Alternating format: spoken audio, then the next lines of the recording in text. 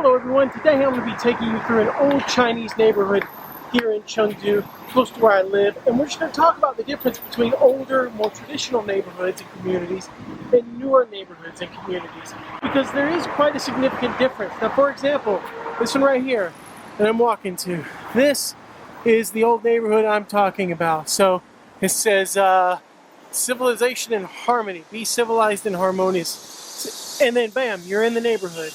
So right there, you can see there's a little shop right here, there's another shop right there, and you're right in the neighborhood. See old people just chilling. Anyone can come and go.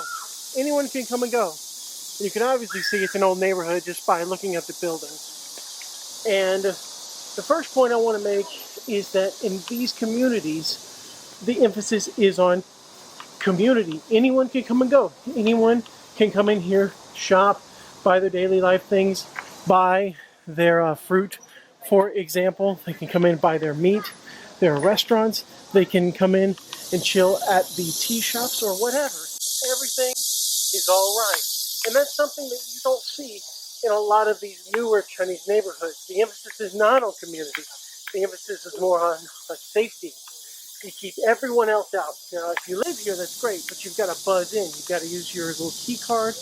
You've got to buzz in, and if you want to get out, you have to press a little button to get out, and that's just really different. You know, anyone can come into these old neighborhoods and come to these restaurants like this and say, oh, there's a guy just sitting there sleeping.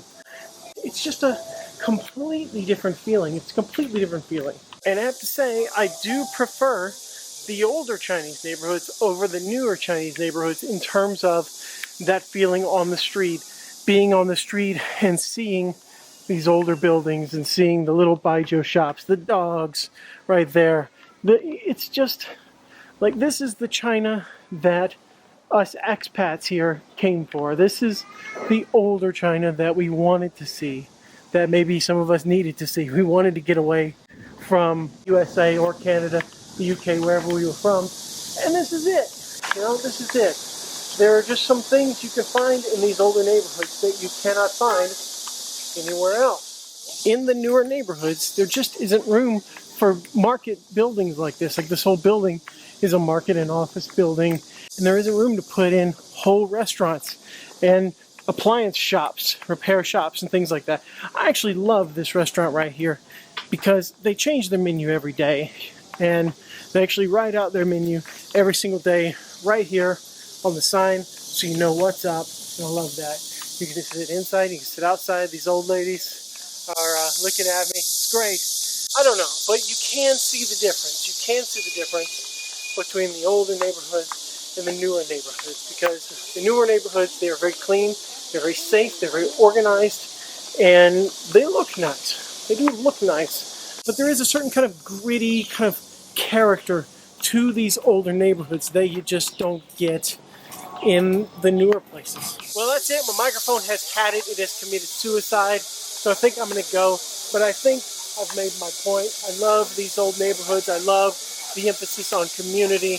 I love how anyone can come in and just get a little glimpse of old China and just see the way that things used to be, and also compare it with the way that many of the new neighborhoods are now, so you can see new China versus old China, tradition versus modernity.